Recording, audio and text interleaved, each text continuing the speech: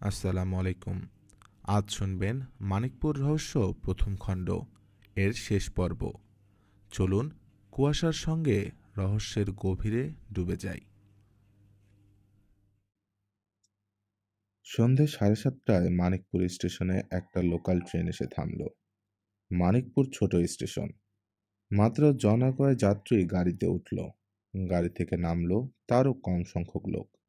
চিঠির ঝুলি কাঁধে নিয়ে নামলো একজন পিয়ন, স্বামী স্ত্রী ও একটি শিশুকন্যা নিয়ে একটা পরিবার। বোধহয় মানিকপুরে চেঞ্জে অথবা বেড়াতে এসেছেন তারা। আর নামলো কামাল। আরও একটা দীর্ঘকায় লোক সকলের অগোচরে ট্রেন থেকে নামলো। পরনে কালো সার্জের স্যুট, মাথায় জিন্না ক্যাপ। ট্রেন থেকে নেমে লোকটা গিয়ে দাঁড়িয়ে রইল লেভেল ক্রসিং এর কাছে একটা কামিনী গাছের ঝাঁকালো ছায়ার নিচে। কিছুক্ষণ দাঁড়িয়ে কারো জন্যে অপেক্ষা করলো।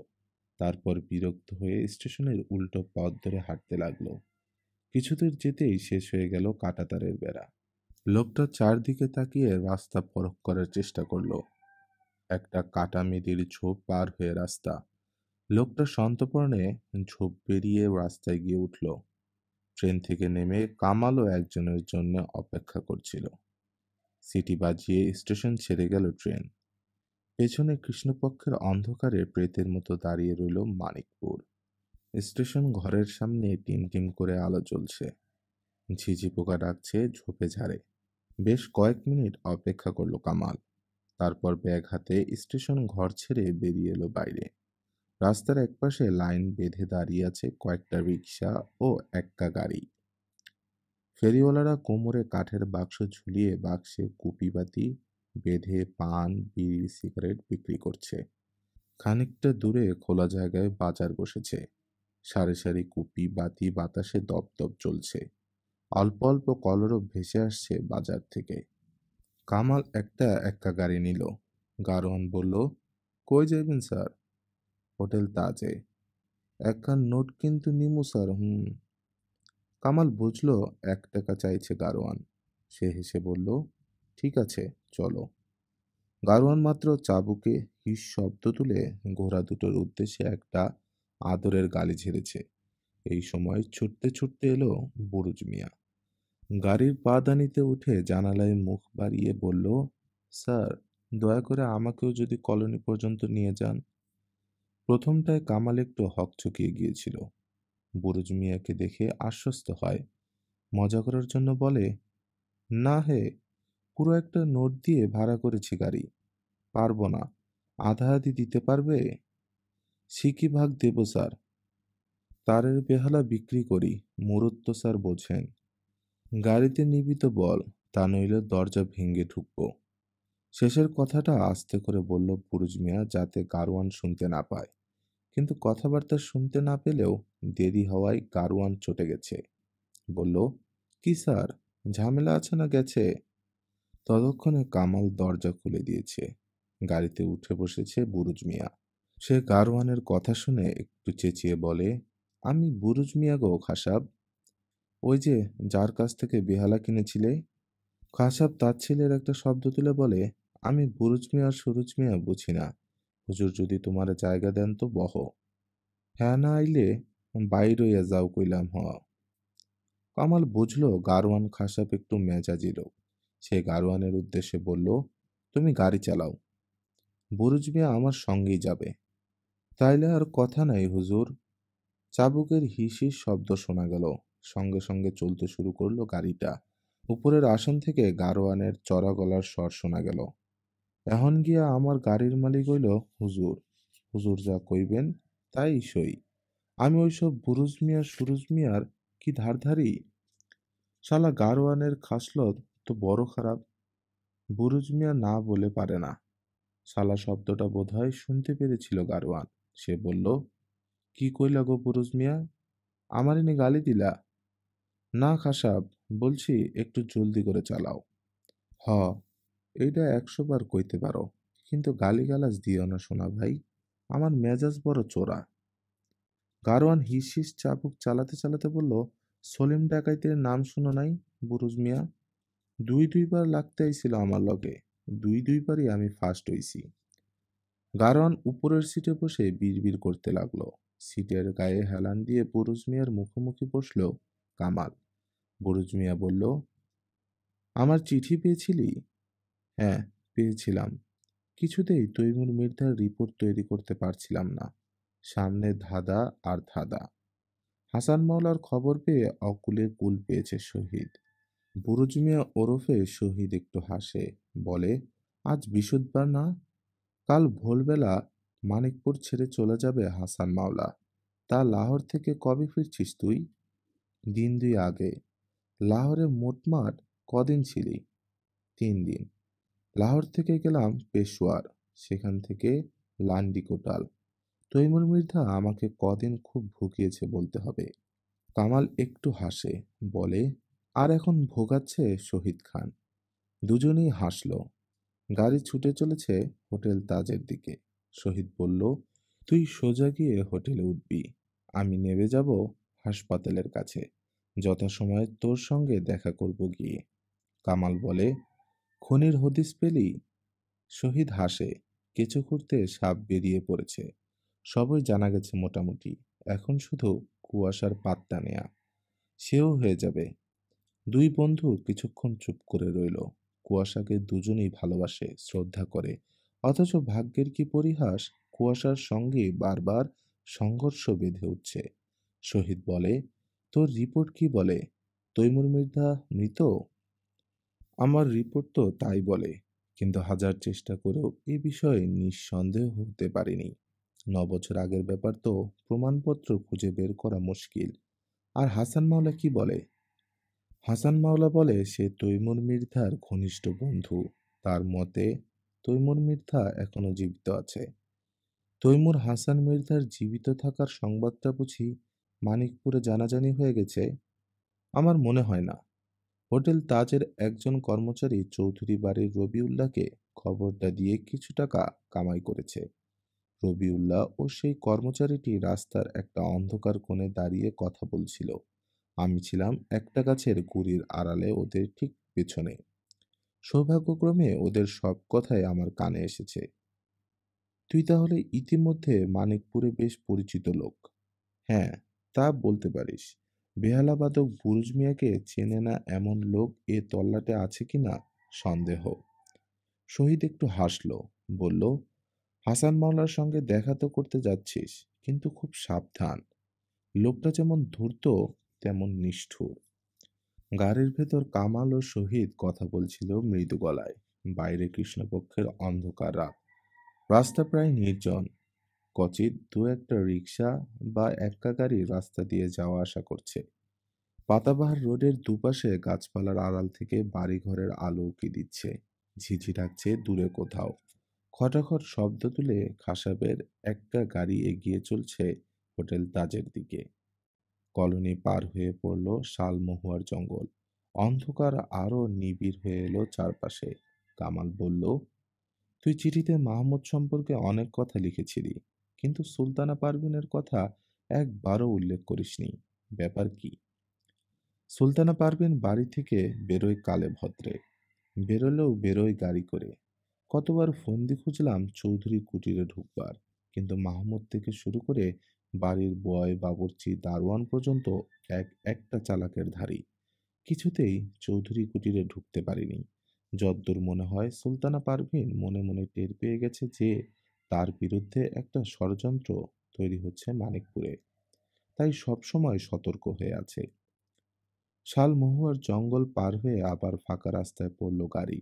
কিছু দূর এগিয়েই থানা ও হাসপাতাল। শহীদ বলল, আমাকে এখানেই নামিয়ে দে কামাল। নামার কথা তো ছিল অনেক আগেই। এক গাড়িতে তোর সঙ্গে বসে এগোনো আর ঠিক হবে না। কাল সকালবেলা তাহলে আসছিস? হ্যাঁ, বেহালা বাজিয়ে তোকে মুগ্ধ করে দেব। তুই একটা বেহালা নগদ 4 আনা দিয়ে কিনবি এবং বাজনা শেখাবার জন্যে রোজ বিকেলবেলা আমাকে আসতে আদেশ দিবি। বুঝলি তো? জো হুকুম উস্তাদ। কামাল মৃদু হাসে। থানার চৌহদ্দি পেরিয়ে গাড়ি একটা ফাঁকা জায়গায় এসে পড়ে। কামাল হাঁক দিয়ে বলে, খাসাব, গাড়ি থামাও, এখানে বুরুজ মিয়া নামবে। বিনা বাক্য ব্যয়ে গাড়ি থামায় গারোয়ান খাসাব। বুরুজ মিয়া কামালকে ভারী রকমের একটা সেলাম ঠুকে গাড়ি থেকে নেমে যায়।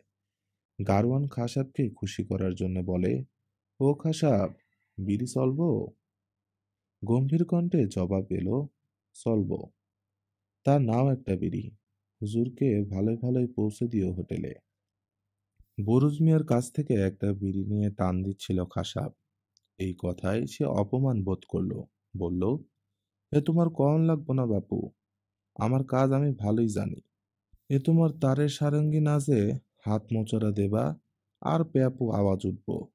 ইডা হইল খাসাবের গাড়ি, বুঝলা মিয়া? বুরুজ মিয়া বুঝেছে বই কি, সে আর কথা বাড়ায় না। পথের গভীর অন্ধকারে অদৃশ্য হয়ে যায়। ডান দিকের জানালার কপাটটা নিচে নামিয়ে দেয় কামাল। বাতাস বইছে হু হু করে। বাতাসে শীতের স্পর্শ। অল্প অল্প কুয়াশা চারদিকে। রহস্যময় অন্ধকারে গা ঢাকা দিয়ে আছে সারা মানিকপুর। রাত কিছুতেই 8:30টার বেশি হবে না। এরই মধ্যে মাঝরাত্রির নির্জনতা নেমেছে মানিকপুরে। গাড়ির ভিতর বসে অনেক কথাই ভাবছিল কামাল। এর আগে কতবারই তো মানিকপুরে এসেছে সে। একবার এসেছিল শহীদের বিয়ের পর শহীদ ও মহুয়ার সঙ্গে বেড়াতে। বার দুয়েক এসেছে পিকনিকে। বেগম রশিদের কথা অক্ষরে অক্ষরে সত্য। সত্যি ভারী সুন্দর জায়গায় মানিকপুর। শহরের কলকোলাহল থেকে মানিকপুরে এসে একটা অনুরূপ মুক্তির আনন্দ পাওয়া যায়। এখানে সীমাহীন মাঠ আছে, উদার আকাশ আছে, ছবির মতো সুন্দর টিলা পাহাড় আছে, ছায়ার সুনিবিড় অরণ্য ও অরণ্যের রং বেরঙের পাখি আছে। প্রতিবারই মানিকপুরে এসে ভালো লেগেছে কামালের, কিন্তু এবারে মানিকপুরে আসার সঙ্গে ভালো লাগা না লাগার সম্পর্ক নেই। আকস্মিকভাবে মানিকপুর আসতে হয়েছে এবার। ঘটনাচক্রে শহীদ জড়িয়ে পড়ল মানিকপুর হত্যা রহস্যের সঙ্গে। সঙ্গে সঙ্গে জড়িয়ে পড়ল কামালও। বেগম রশিদের বিবৃতি কত দূর সত্যি তা জানার জন্য কামালকে যেতে হয়েছিল পশ্চিম পাকিস্তান। তৈমুর মৃধা জীবিত কি মৃত তা জানার জন্য সে লাহোর, পেশোয়ার, লান্ডিকোটাল ঘুরেছে। তদন্ত করার পর সে নিশ্চিত যে তৈমুর মৃধা মৃত। কিন্তু শহীদের চিঠি পাওয়ার পর সবটা ব্যাপারই দারুণ জটিল হয়ে দেখা দিয়েছে। ডেথ রিপোর্টে বলে তৈমুর মৃধা মৃত। এদিকে তার বন্ধু হাসান মাওলা এসে দাবি করেছে তৈমুর মৃধা জীবিত। কোনটা সত্য কে জানে। গারওয়ান খাসেবের গাড়ি খটখট শব্দ তুলে এগিয়ে চলেছে। দক্ষিণের খোলা জানালা দিয়ে আসছে ঠান্ডা বাতাস। গাড়ির ভেতর বসে ঘড়িতে সময় দেখল কামাল। 7টা বেজে কয়েক মিনিট। শহীদের খবর অনুযায়ী তাহলে হাসান মাওলা এতক্ষণে লক্ষ টাকার মালিক।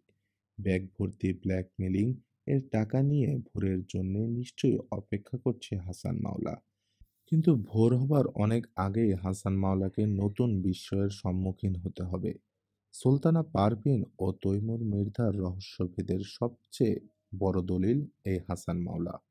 একে কামাল কিছুতেই যেতে দিতে পারে না। গাড়ির ভেতর নিজের ভাবনায় ডুবে বসে রইল কামাল। এক্কা গাড়ি পাতাবাহার রোডের শেষ মাথায় গিয়ে পৌঁছলো। সামনে কয়েক সারি মেহগনি গাছের নিশ্চুপ ছায়া। ছায়া পার হতেই কয়েকবার উজ্জ্বল আলো অন্ধকার ধাঁধিয়ে লাফিয়ে উঠল কামালের চোখে। সামনে হোটেল তাজ, তার সামনে প্রাচীন স্মৃতির মতো করুণ ও উদাস হয়ে আবছায়ার উপর শুয়ে আছে প্রকাণ্ড রাজা সাহেবের মাঠ।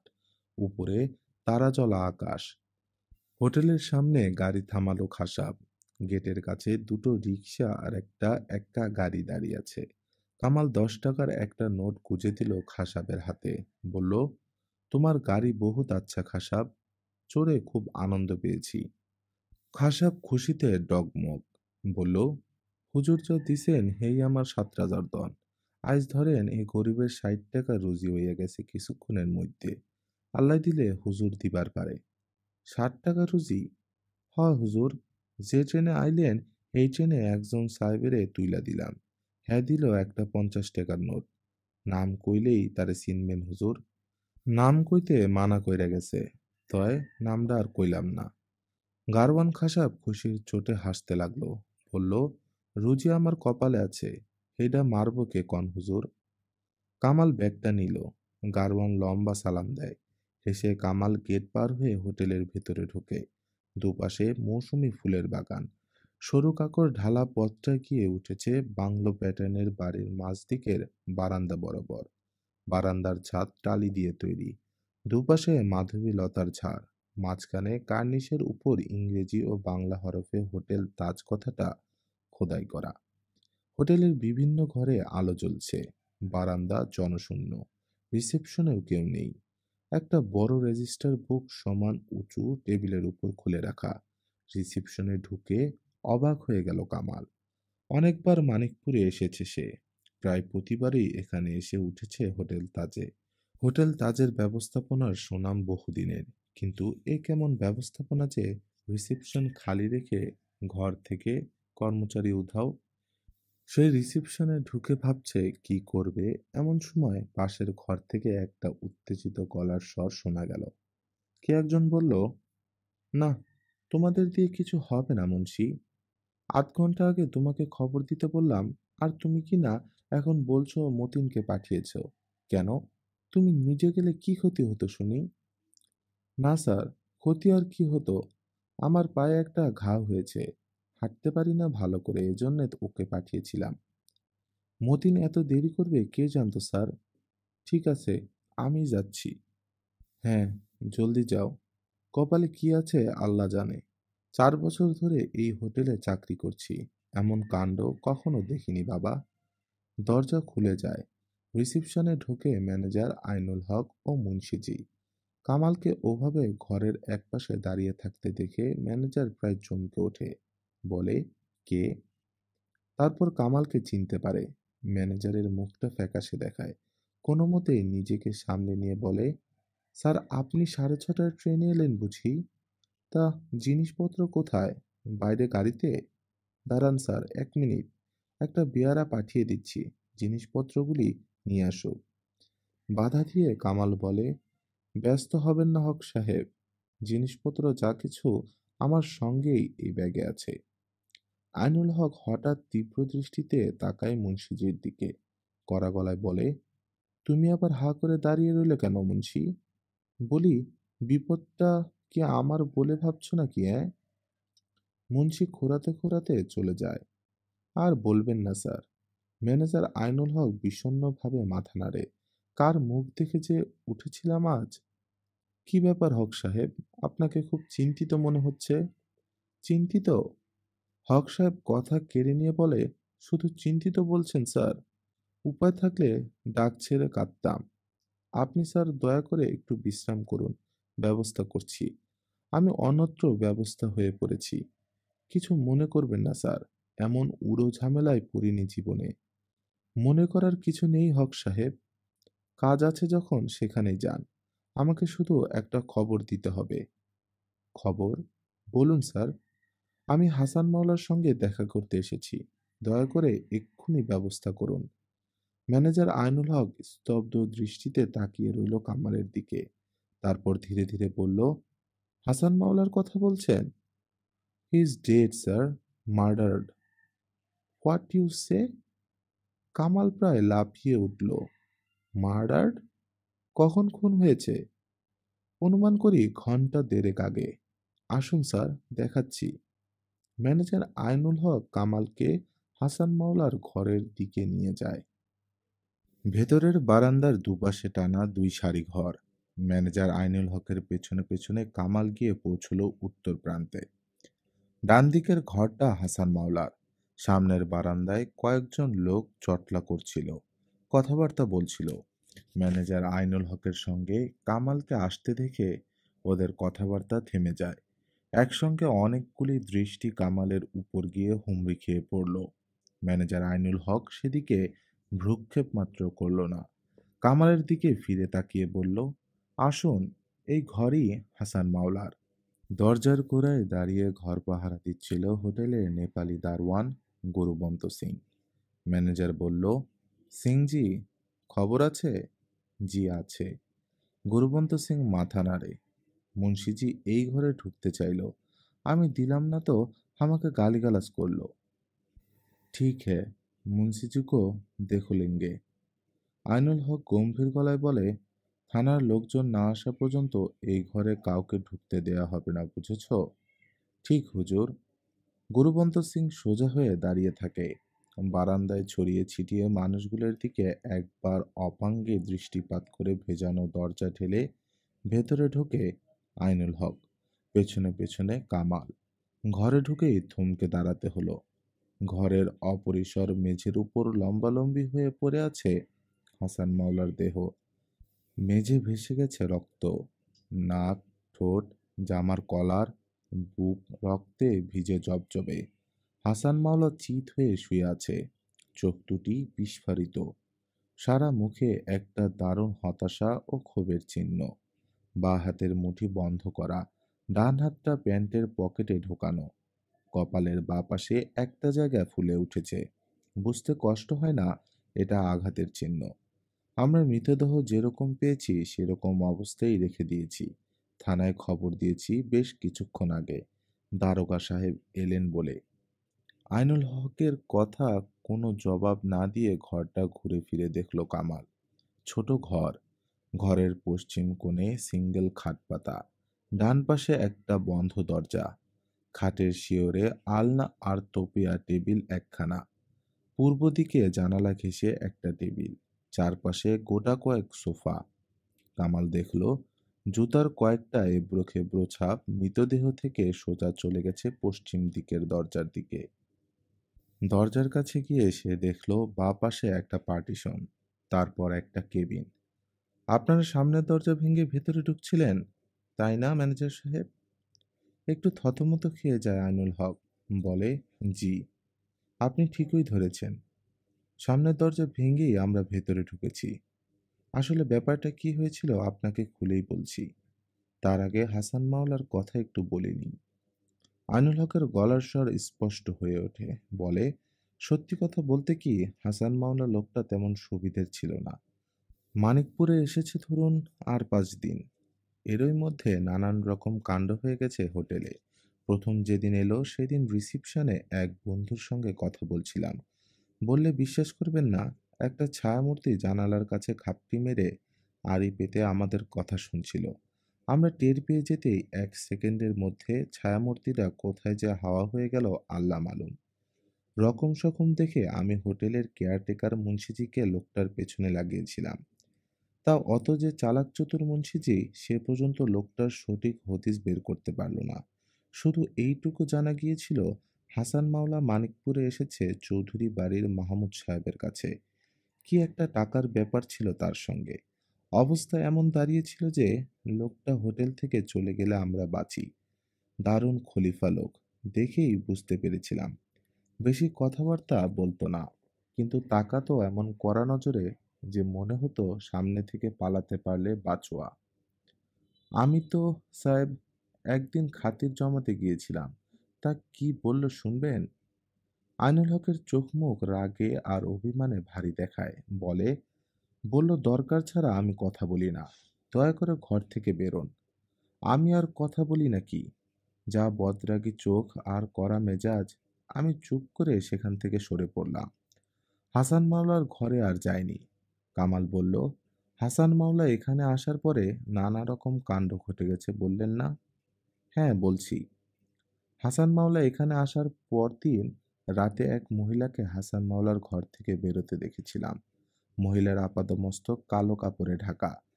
হাসান মাওলার ঘর থেকে পেছনের দরজা দিয়ে বেরিয়ে মহিলাটি মাঠে নামল। মাঠে নেমে মহিলা যে কোন দিক চলে গেল বুঝতে পারলাম না। শুধু কিছুক্ষণ পর রাজা সাহেবের মাঠে একটা মোটর গাড়ির গর্জন শুনলাম উত্তর দিক থেকে। গর্জনটা পাতাবাহার রোডের দিকে চলে গেল। রাত তখন ধরুন 2টোর কম নয়। আর এক রাতের কথা বলি শুনুন। সে রাতেও হোটেলের হিসাবপত্র মেলাতে মেলাতে রাত 1টা হয়ে গিয়েছিল। ঘুম আসছিল না বলে বাগানে চেয়ার নিয়ে বসেছিলাম। আকাশে ছিল কৃষ্ণপক্ষের একাদশী চাঁদ। চাঁদের ম্লান আলোয় বাঁ দিককার রাজা সাহেবের মাঠটা ভৌতিক দেখাচ্ছিল। চেয়ারে বসে ঢুলুনি আসছিল, তো ভাবলাম এই বেলা গিয়ে শুয়ে পড়ি। হঠাৎ দেখলাম কি জানেন? কি? অবাক কাণ্ড স্যার। দেখলাম রাজা সাহেবের মাঠের বহুদূরে একটা নীল আলো জ্বলে উঠল 3বার। আর হাসান মাওলা পেছনের দরজা দিয়ে বেরিয়ে মাঠে নেমে হনহন করে হাঁটতে শুরু করেছে। দেখে শুনে ভয়ে বাঁচি না স্যার। কামাল একাগ্র মনে শুনছিল। বলল, তারপর? হাসান মাওলার কথা কত বলবো স্যার। হোটেল তাজে এসে উঠেছে আজ নিয়ে 5 দিন। এরই মধ্যে কত কাণ্ড ঘটে গেল। আজকের সন্ধ্যার কথাই ধরুন না কেন। 5:30টার দিকে চা খেয়ে দরজায় তালা লাগিয়ে বেরিয়েছে একেবারে ফুলবাবুটি হয়ে। পরনে দামি স্যুট, হাতে ছড়ি। তা খোশ মেজাজে ছিল বোধহয়। গেটের কাছে বাগানে আমার সঙ্গে দেখা হতেই বলল, আমি কাল ভোরবেলা চলে যাচ্ছি হক সাহেব। রাত্রিবেলা আমার বিল পাঠিয়ে দেবেন। আমি বললাম, তা পাঠিয়ে দেব স্যার। মানিকপুরে বেড়ানো বুঝি হয়ে গেল? কথা শুনে হো হো করে হেসে উঠছিল হাসান মাওলা। বলছিল, আমি তো বেড়াতে আসিনি হক সাহেব, কাজে এসেছিলাম।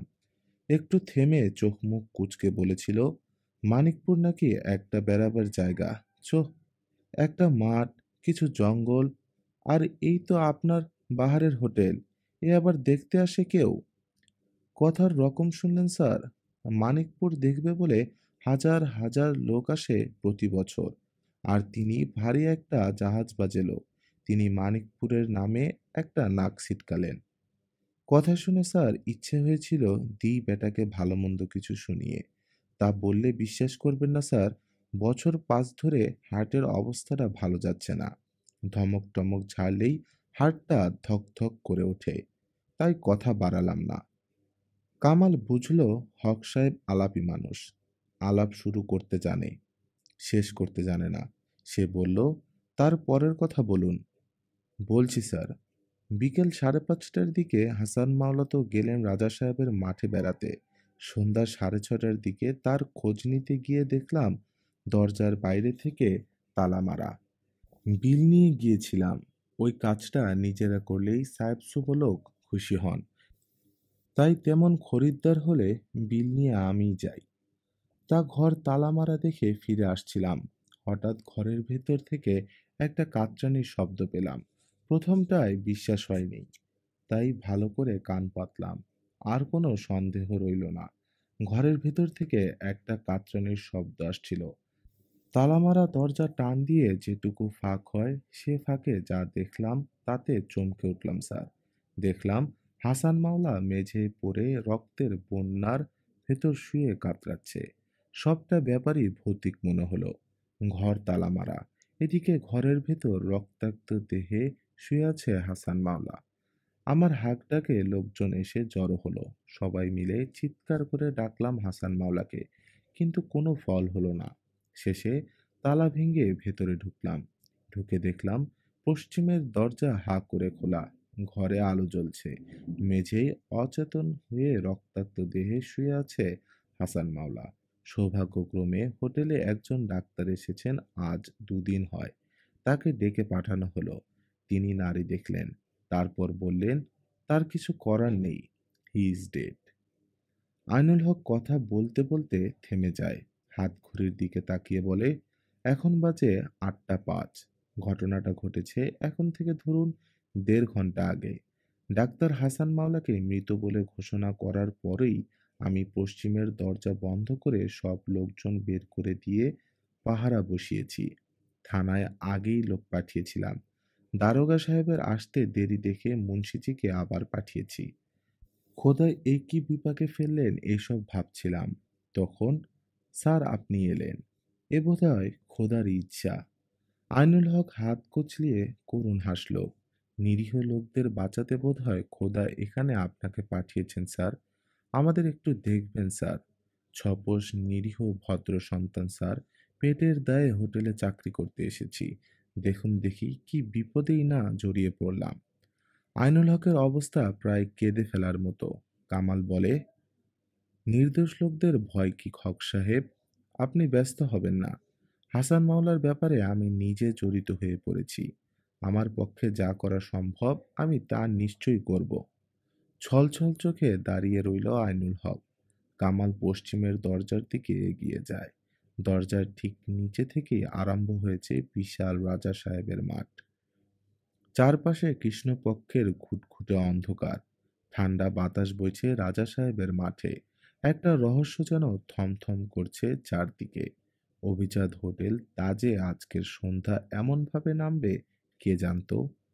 বাইরে অন্ধকার রাত্রি, ঘরের ভেতর আলোর নিচে রক্তাক্ত দেহে শুয়ে আছে অতি শক্তিশালী, অতি ধুরন্ধর হাসান মাওলা। কামাল ঘরের ভেতরটা চোখ বুলিয়ে নিচ্ছিল। এমন সময় হুড়মুড় করে মোটা শরীর নিয়ে প্রায় হাঁপাতে হাঁপাতে ভেতরে ঢুকলো দারোগা শমশের শিকদার, সঙ্গে দুজন পুলিশ, একজন জমাদার। আইনুল হক যথারীতি তাকে অভ্যর্থনা জানিয়ে সম্মুখে দণ্ডায়মান কামালের সঙ্গে পরিচয় করিয়ে দিতে যাচ্ছিল। প্রকাণ্ড থাবা তুলে তাকে বাধা দিয়ে শমশের শিকদার সবিস্ময়ে বলল, কামাল সাহেব না? খুব অবাক হয়েছেন নিশ্চয়ই এখানে আমাকে দেখে। স্বভাবসিদ্ধ প্রচণ্ড হুংকার ছেড়ে শিকদার বলল, অবাক হব না? বলেন কি সাহেব? এতদিন কাগজে পত্রে শার্লক হোমসের কথা পড়েছি, এখন সেটা দেখছি বাস্তবে একেবারে চোখের সামনে, যাকে বলে যথারীতি ঘটনাস্থলে। অবাক হব না? কামাল হেসে ফেলে বলে, ঠাট্টা করছেন করুন, এখন বসুন এদিকে, দায়িত্ব বুঝে নিন।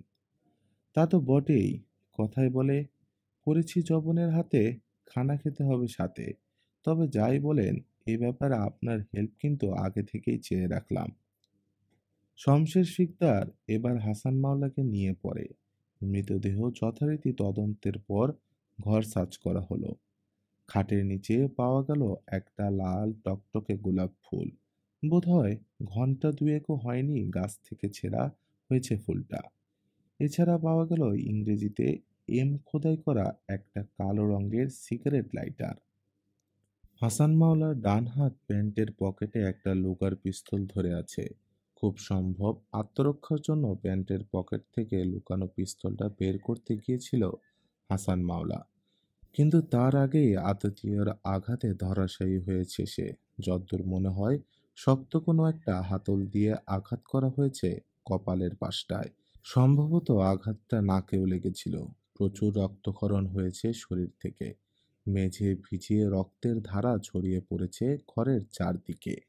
ঘর সার্চ করার পর যথারীতি কয়েকজনের জবানবন্দি নেওয়া হলো। প্রথমে সবটা ঘটনা খুলে বলল আইনুল হক। ঘটনার বিবরণ মোটামুটি এরকম দাঁড়ালো, হাসান মাওলা বিশেষ এক উদ্দেশ্যে সাধনের জন্য মানিকপুরে এসেছিল। যেদিন সে মানিকপুরে আসে সেদিনই সন্ধ্যায় তার সঙ্গে সাক্ষাৎ ঘটে আশেক মাহমুদের। দুজনের ভেতর কথাবার্তায় ঠিক হয় হাসান মাওলা বিশেষ একটা গোপনীয় ব্যাপার চাপা দিয়ে রাখবে। বদলে হাসান মাওলাকে 1 লক্ষ টাকা উৎকোচ দেবে মাহমুদ। হাসান মাওলা লোকটা তেমন সুবিধের ছিল না। তার চালচলন ও কথাবার্তা ছিল সন্দেহজনক ও আপত্তিকর। আজ বৃহস্পতিবার, সন্ধ্যা 7টায় মাহমুদের কাছ থেকে টাকা পাওয়ার কথা ছিল তার। বিকেল 5:30টায় রাজা সাহেবের মাঠের দিকে সে বেড়াতে যায়। আইনুল হক হোটেলের বিল নিয়ে তার ঘরের সম্মুখে গিয়ে তালামারা বন্ধ ঘর থেকে কাতরানির শব্দ শুনতে পায়। তালা ভেঙে ভেতরে ঢুকে হাসান মাওলাকে রক্তাক্ত মুমূর্ষু অবস্থায় পাওয়া গেল। হোটেলে অবস্থানরত এক ডাক্তার তার চিকিৎসার ভার নেন, কিন্তু তাতে কোনো ফল হয়নি। মিনিট দুয়েকের মধ্যেই হাসান মাওলার মৃত্যু ঘটে। মৃত্যুর আগে হাসান মাওলা কোনো কথা বলে যায়নি।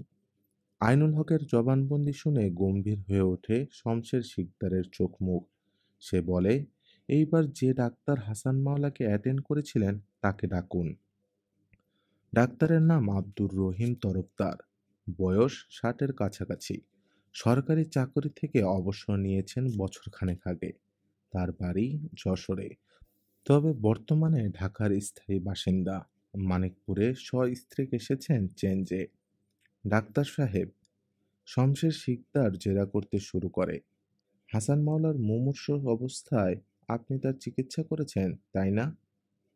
হ্যাঁ, নারী পরীক্ষার নাম যদি চিকিৎসা বলেন তাহলে তা করেছি। ডাক্তার ম্লান হাসেন, বলেন, আমাকে কিছুই করতে হয়নি। খবর পেয়ে সাত তাড়াতাড়ি এসে দেখলাম হাসান মাওলার তখনও একটু একটু নিঃশ্বাস পড়ছে। ভাবছি একটা কোরামিন ইনজেক্ট করব। এই সময় হঠাৎ নাকের কাছটা জোরে একবার ফুলে উঠল। এক ঝলক টাটকা রক্ত বেরিয়ে এলো নাক থেকে। নাড়ি ধরে বুঝলাম সব শেষ হয়ে গেছে। কিসে হাসান মাওলার মৃত্যু হয়েছে বলে মনে করেন?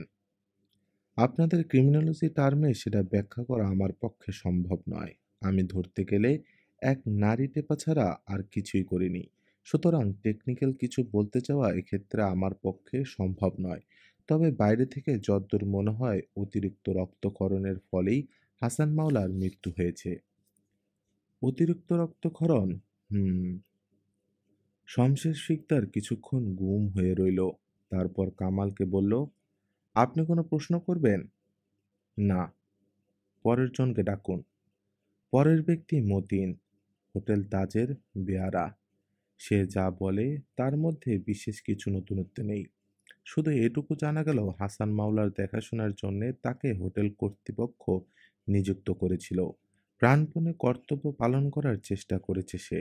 তার মতে হাসান মাওলা অবশ্য গোয়ার ধরনের লোক ছিল, তবে মাঝে মাঝে বয় বেয়ারাদের সঙ্গে মন্দ ব্যবহার করতো না সে। এই তো, যেদিন হোটেল তাজে এলো সেই দিনই মতিনকে সে একটা খামে চিঠি দিয়ে পাঠিয়েছিল চৌধুরী বাড়িতে মাহমুদ সাহেবের কাছে। এই সামান্য কাজটুকু করে দেবার জন্য বকশিস মিলেছিল 10 টাকা। পরের ব্যক্তি হোটেল তাজের কেয়ারটেকার মুন্সিজি। রবিউল্লাহর সঙ্গে তার চুক্তি থেকে শুরু করে আড়ি পেতে মাহমুদ ও হাসান মাওলার কথাবার্তার সব ব্যাপারেই সে খুলে বলল। শমশের শিকদার বলল, এখন আর কথা কি? কেসটা একেবারে পানির মতো সহজ এখন। যাও মুন্সি, তুমি এখন যেতে পারো। দাঁড়াও। কামাল মুন্সির দিকে ফিরে তাকায়। বলে, মুন্সি, তোমার পায়ে কি হয়েছে?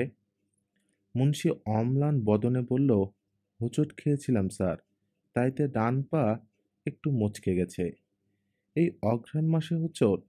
তুমি নিশ্চয় খুব অসাবধানী মানুষ মুন্সি।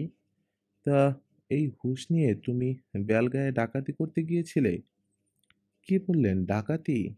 ব্যাটা তাহলে ডাকাত? বলেন কি, অ্যাঁ? শমশের শিকদার হাঁ করে তাকিয়ে থাকে মুন্সিজির দিকে। দেখতে দেখতে ভয়ে আশঙ্কায় কালো হয়ে ওঠে মুন্সিজির চোখ মুখ। কামাল বলে, আমি তোমাকে দেখেই চিনেছি মুন্সিজি। কি, পুরনো কথা মনে পড়ছে না? মনে পড়বে না কেন হুজুর? কিন্তু দোহাই আল্লাহর, বিশ্বাস করুন, আমি ওসব হারাম কাজ ছেড়ে দিয়েছি। বেলগায়ে ডাকাতি মামলায় 7 বছরের জেল হয়েছিল। জেল থেকে বেরিয়ে মসজিদে গিয়ে তওবা করে ছেড়ে দিয়েছি ওসব লানতের কাজ। এখন আমি হালাল রুজি করি, হালাল খাই। তা বটে, তবে এখনো মাঝে মাঝে পূর্বদোষ রক্তের ভেতর চারা দিয়ে ওঠে, তাই না? মিথ্যা কথা বলো না মুন্সি। সন্ধ্যা 6:30 থেকে 7টা পর্যন্ত তুমি কোথায় ছিলে বলো? মুন্সি চট করে জবাব দেয় না। মাথা নিচু করে গুম হয়ে বসে থাকে অনেকক্ষণ। মনে মনে কি যেন ভাবল সে। দেখতে দেখতে তার চোখে মুখে ফুটল দৃঢ়তার ছাপ। বলল, হুজুর, আমার গুনাহার অন্ত নেই। মসজিদের মাটি ছুঁয়ে তওবা করেছিলাম গুনহার কাজ আর করব না। কিন্তু লোভে পড়ে আমি আবার খারাপ কাজ করতে যাচ্ছিলাম। ডাকাতির নেশায় আবার আমাকে পেয়ে বসেছিল হুজুর। বিশ্বাস করুন, আমি মিথ্যে বলবো না। হ্যাঁ, সন্ধে 6টা থেকে 7 নম্বর কেবিনে ওত পেতে বসে থাকবো ঠিক করেছিলাম। 1 লক্ষ টাকা জীবনে দেখিনি হুজুর। সেই টাকা কে না কে হাসান মাওলা মানিকপুর থেকে নিয়ে বেরিয়ে যাবে ঠিক করেছিলাম, এটা হতে দেব না। তা 7 নম্বর কেবিনে পৌঁছতে একটু দেরি হয়ে গিয়েছিল আমার। আমিও ঢুকলাম আর হাসান মাওলা পশ্চিম দিকের দরজা দিয়ে ঘরে ঢুকে হুমড়ি খেয়ে পড়ে গেল। তুমিও আর তাল সামলাতে পারোনি, পাশ ফিরতে গিয়েছ। অমনি গাদা করে রাখা একরাশ পুরনো আসবাবপত্র থেকে একটা টেবিল এসে পড়ল তোমার ডান পায়ে, তাই না মুন্সি? হুজুর সবই জানেন। আচ্ছা মুন্সি, একটা লোক পশ্চিম দিকের দরজা দিয়ে ভেতরে এসেছিল, তারপর একই রাস্তা ধরে চলে গিয়েছিল। লোকটাকে তুমি দেখেছ? দেখেছি হুজুর। লোকটা কে? মুন্সি কিছুক্ষণ চুপ করে রইল। তারপর বলল, হুজুর আপনি তো সবই জানেন। লোকটা মাহমুদ সাহেব। মাহমুদ সাহেব? ঘরের মধ্যে সমবেত আর্তধ্বনি উঠেই মিলিয়ে গেল। বিরাজ করতে লাগলো একটা অসহ্য নীরবতা। নীরবতা ভঙ্গ করল কামাল। বলল, শিকদার সাহেব, এখন আমাদের দরকার আরো 3 ব্যক্তির জবানবন্দি। আপাতত একজনকে মানিকপুরে পাওয়া যাবে না।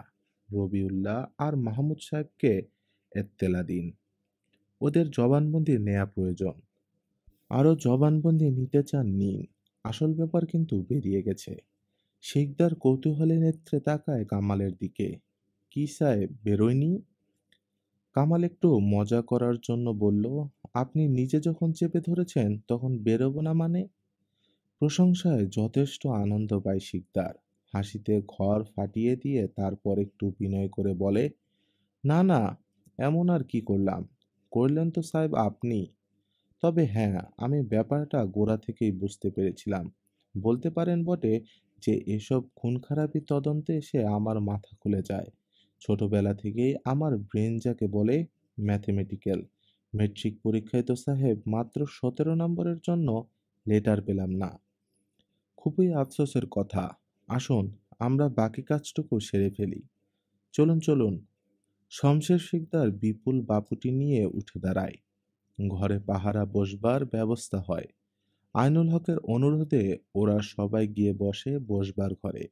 চা নিয়ে আসে পেয়ারা মতিন। চায়ে চুমুক দিয়ে শমশের শিকদার মাত্র সিগারেটটি ধরিয়েছে এমন সময় ঘরে এসে ঢোকে রবিউল্লাহ আর মাহমুদ। আপনারা এসেছেন ভালোই হয়েছে, বসুন। শমশের শিকদার মাথা নাড়ে। আমি এক্ষুনি আপনাদের জন্য লোক পাঠাতে যাচ্ছিলাম। তার কোনো প্রয়োজন ছিল না। আমরা মাহমুদ তিক্ত হাসি হাসল। আমি আর রবিউল্লাহ সাহেব খবরটা শুনে নিজেরাই এসেছি। ভালো। আপনাদের কর্তব্যপরায়ণতায় আমাদের অসীম বিশ্বাস। তা মাহমুদ সাহেব, ইনি কামালকে দেখিয়ে আপনাকে কতগুলি প্রশ্ন করবেন।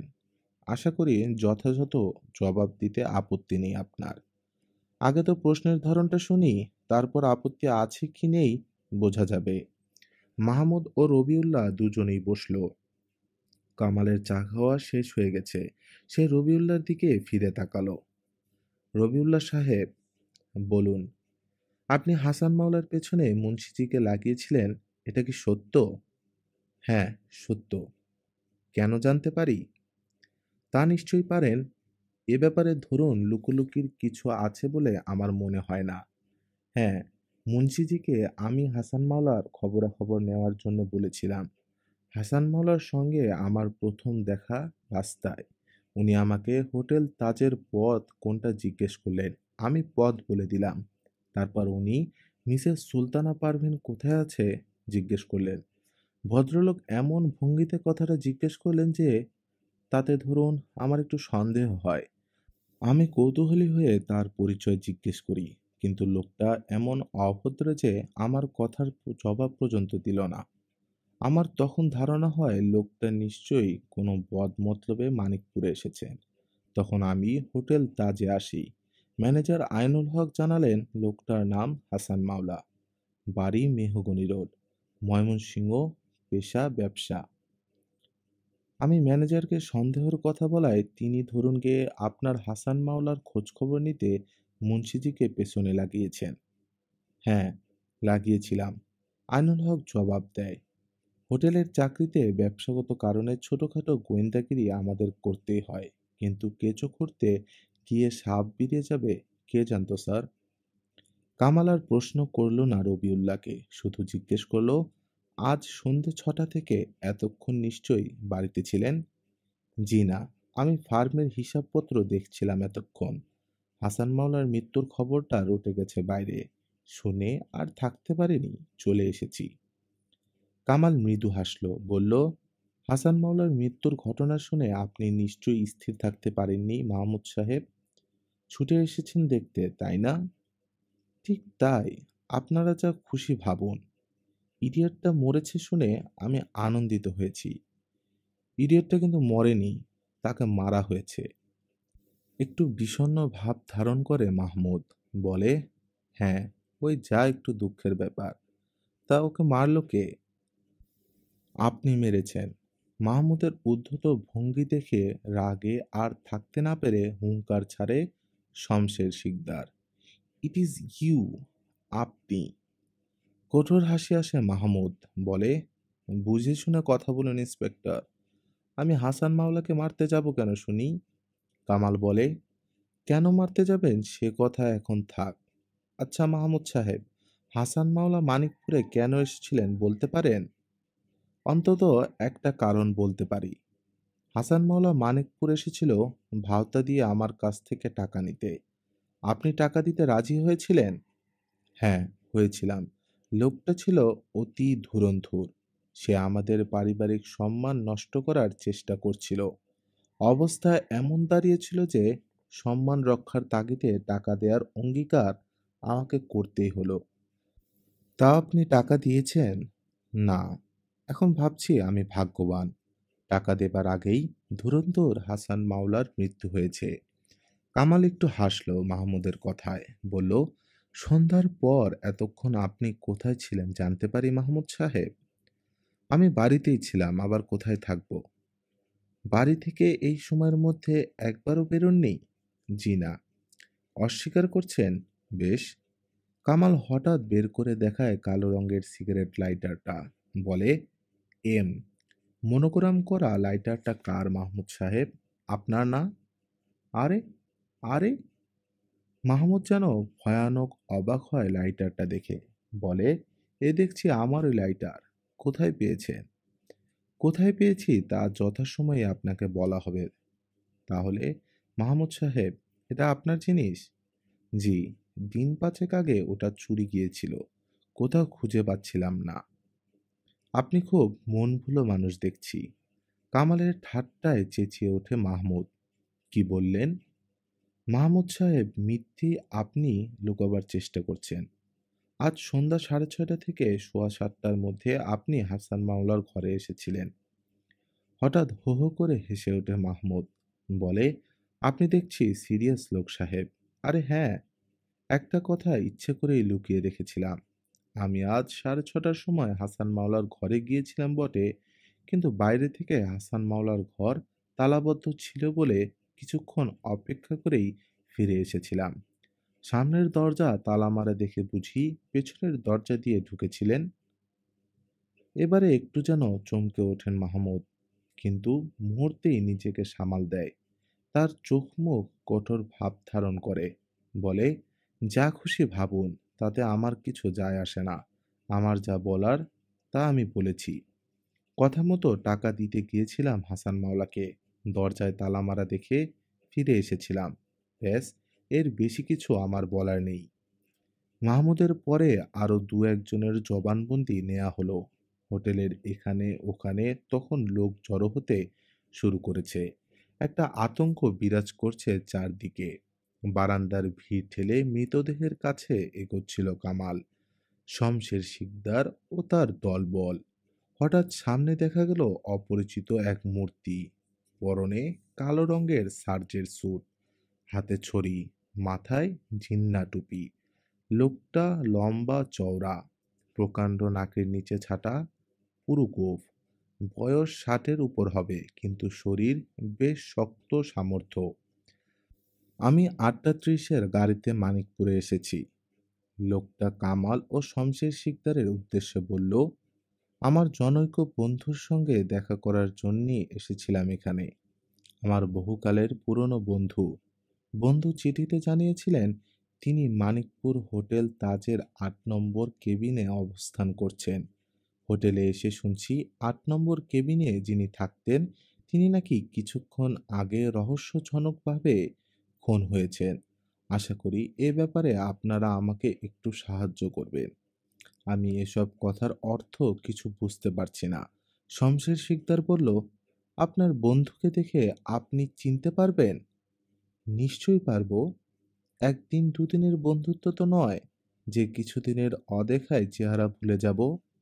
ক্যাম্প জীবনের বন্ধুত্ব, সে কি ভুলবার? আসুন আমাদের সঙ্গে।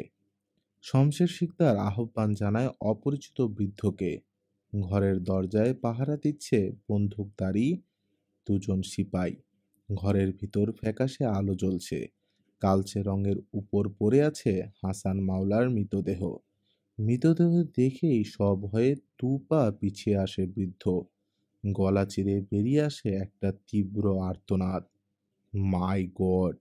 এই যে দেখছি আমার সেই বন্ধু তৈমুর মির্ধা। এই ছিল মানিকপুর রহস্য প্রথম খণ্ড এর শেষ পর্ব।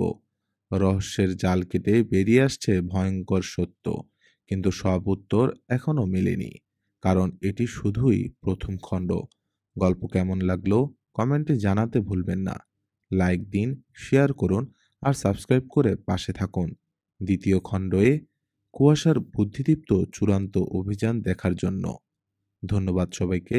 সুস্থ থাকুন, সচেতন থাকুন আর গল্পে থাকুন।